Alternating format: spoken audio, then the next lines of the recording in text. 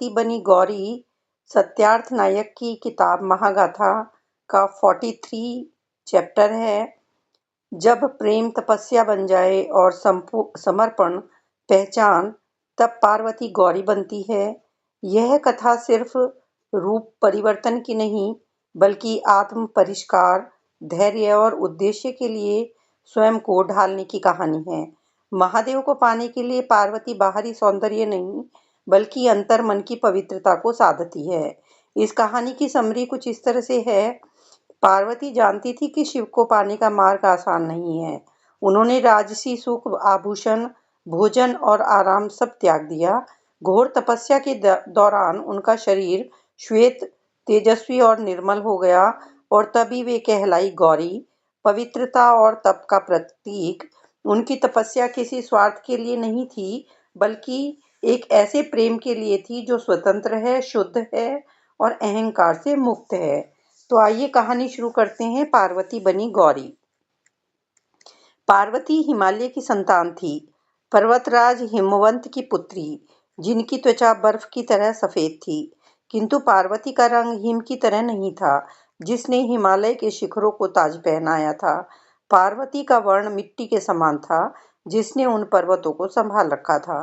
कैलाश को प्रकाशित करने वाली भोर की तरह नहीं, अपितु संध्या की तरह, जो उसे अलौकिक रूप प्रदान करती थी। फिर भी शिव हंस रहे थे। काली, काली, वह चौंक गई। आपने मुझे काली कहा? शिव अब भी हंस रहे थे, किंतु पार्वती को बात बुरी लग गई। इसलिए नहीं कि उन्होंने जब जल में अपना प्रतिबिंब देखा तो उन्हें कुछ कमी महसूस हुई, इसलिए भी नहीं कि उन्हें डर था कि उनके पति महादेव का प्रेम कम हो रहा है, बल्कि इसलिए कि उन्होंने प्रकृति का अवतार लिया था, उस माँ प्रकृति का जिसे अपने हर रूप पर गर्व था। वह प्रकृति जिसे ब्रह्मांड का सबसे सुंदर अंश बनना पसंद था, और वह हर उस विवरण से घृणा करती थी जो उसकी आभा को गलत ढंग से वर्णित करता था। आपको लगता है कि आप मुझे किसी भी नाम से पुकार सकते हैं, क्योंकि आप कपूर गौरम हैं, कपूर की तरह श्वेत। शिव चुप रहे। देवी उठकर खड़ी हो गई। मैं लौट कर आऊंगी और सुनिश्चित करूंगी कि आप फिर कभी मेरा उपहास न कर पाएं। इससे पहले कि शिव कोई उत्तर दे पाते, पार्वती कैलाश छोड़कर जा चुकी थी। खुले मैदान में पहुंचकर वे ब्रह्म की तपस्या करने लगी। ब्रह्मा की तपस्या करते हुए काली एक शब्द उनके हृदय में कांटे की तरह चुभ रहा था, और वह उसे निकालने के लिए ब्रह्मा की को खोज रही थी। शीघ्र ही ब्रह्मा उनके सामने प्रकट हुए। तपस्या किस लिए? मुझे बुलाने के लिए। आपको तपस्या करने की आवश्यकता नहीं है, मुझे पता है, किंतु मैं साधक बनकर आई हूँ। मैं अपना पुरस्कार आपके मुख से बलपूर्वक खींचने के बजाय उसे सम्मानपूर्वक अर्जित करना चाहती हूँ, ताकि आप मेरा उपहास न करें। क्या कोई आपका उपहास कर रहा है? महादेव, उन्होंने मुझे काली कहा। मैं चाहती हूँ कि आप मुझे गौरी बना दें। ब्रह्मा हंस पड़े। आप स्वयं प्रकृति हैं, हर दृष्टि से पूजनीय हैं। प्रकृति का हर रंग आप में है और आप उनमें हैं। मुझे नहीं लगता महादेव इससे सहमत होंगे। आप मेरी इच्छा पूर्ण करेंगे अथवा नहीं। ब्रह्मा ने पार्वती पर जल छिड़का और देखते ही देखते उनके शरीर की कोशिकाएं गिरने लगी, मानो वह पिघल रहा था। त्वचा उतर रही थी, गहरा रंग साफ होता जा रहा था। कोशिकाओं का ढेर लग गया। उन्होंने अपना श्वेत रंग छोड़ दिया था। पार्वती गौरी बन चुकी थी। उन्होंने अपने अंगों को देखा तो वे चकित रह गई। चमत्कार अभी समाप्त नहीं हुआ था। काली रंग की कोशिकाएं अब भी धड़क रही थीं। उन्होंने अलग से एक नया रूप धारण करना आरंभ कर दिया, मानो वे पार्वती से कह रही हों कि उन्हें अब उस शरीर की आवश्यकता नहीं है। वे नया रूप धारण कर रही थी। एक नई देवी तैयार हो रही थी। काली त्वचा, काले केश, लाल आंखें। कुछ देर बाद पार्वती शिव के पास पहुंची। उनका शरीर कैलाश के बर्फीले मस्तक से भी अधिक श्वेत हो गया था। उन्होंने महादेव की ओर देखा। उन्हें पता था कि शिव पूछेंगे कि वे अचानक इतना कैसे बदल गई। कौशिकी कहाँ है? शिव ने पूछा। कौशिकी? पार्वती ने तो त्योरिया चढ़ाते हुए पूछा। आप कौशिकी के बारे में कैसे जानते हैं? क्या ब्रह्मदेव ने उसे यही नाम नहीं दिया है? वह काले वर्ण वाली देवी जो आपकी त्वचा से ही तैयार हुई है। हाँ, वह मेरी ही कोशिका से निकली है, इसलिए उसका नाम कौशिकी है। यह उपयुक्त नाम है, परंतु मेरे लिए वे हमेशा काली ही रहेंगी। पार्वती सिहर उठी। उन्हें वह नाम बार-बार सुनाई दे रहा था। उनका मस्तिष्क उसे दोहरा रहा था या कैलाश उसे प्रतिध्वनित कर रहा था। काली, काली, काली। वह नाम पार्वती के धवल शरीर के अंगों में धड़क रहा था। काली, काली, काली। शिव के शब्द गूंज रहे थे। वे हमेशा काली ही रहेंगी। वे देवी पीछे हट गई। वे मैं नहीं, आप मुझे काली कहकर नहीं पुकार रहे थे? पार्वती ने आश्चर्य से भरकर कहा, आप उसे काली कह रहे थे? उस सांवले रूप को जो मेरा अंश है?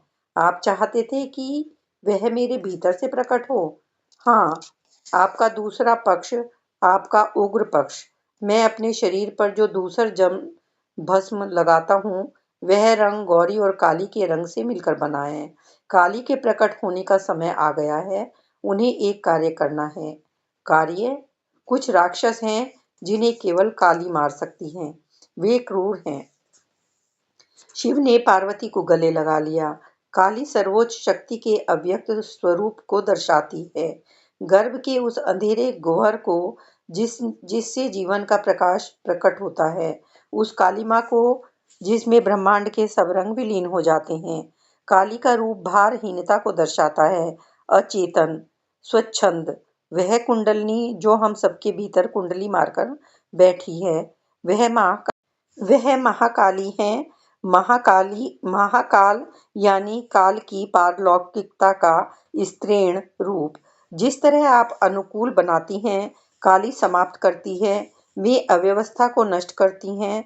वे उन्हें ललकारती हैं जो छिपाते हैं। पार्वती, तुम मुझे शांत करती हो, किंतु मुझे काली को शांत करना पड़ेगा। पार्वती शिव को देख ही रही थी। शिव ने सिर हिलाते हुए कहा, बहुत शांत। कहानी यहाँ समाप्त होती है। इस कहानी से यही कंक्लूजन निकलता है कि गौरी बनकर पार्वती यह सिद्ध करती हैं कि सच्चा प्रेम पाने के लिए खुद को खोना नहीं, बल्कि खुद को निखारना पड़ता है। यही तपस्या आगे चलकर महादेव और शक्ति के दिव्य मिलन का कारण बनती है। इस कहानी का मैसेज है कि पार्वती जब गौरी बनती हैं, तो true love starts with self purification and self realization. वो सिर्फ रूप से नहीं बदलती, बल्कि वो अंदर की अशुद्धि, अटैचमेंट और फियर को भी त्याग देती हैं। When you cleanse your mind, intention and ego, the universe respond. Shiv उन्हें तब स्वीकार करते हैं जब पार्वती खुद को पहचान लेती हैं, ना कि सिर्फ किसी को पाने की इच्छा में। इस कहानी से सीख मिलती है कि self transformation is real power. Outer beauty matters नहीं करती है, क्योंकि डिसिप्लिन मैटर करता है। गौरी बनना मतलब खुद को रिफाइन करना, not to please others but to align with your higher self. Love is not need, love is choice. Parvati की तपस्या डिपेंडेंसी नहीं थी, वो कॉन्शियस चॉइस थी। पार्वती जब कहती हैं कि I don't need Shiva to to complete me, I choose Shiva because I am complete. यही मेच्योर लव है। Suffering can become sacred. Pain, rejection, struggle से ये सब पनिशमेंट नहीं थे, ये प्रिपरेशन थी। What hurts you also shapes you. और कहानी से एक सीख और मिलती है कि identity is self defined. Gauri Parvati बनकर ये सिखाती हैं कि आपको कोई लेबल डिफाइन नहीं करता। You become who you decide to become. Union happens when ego dissolves. Shiva Shakti का मिलन तब होता है जब मैं क्या चाहती हूँ से ऊपर उठकर मैं कौन हूँ की समझ आ जाती है। पार्वती गौरी बनती हैं not to be accepted by Shiva, but to accept herself, and that changed everything. अगली कहानी है शुंभ निशुंभ निकुंभ और Raktabeej. Thank you so much for listening.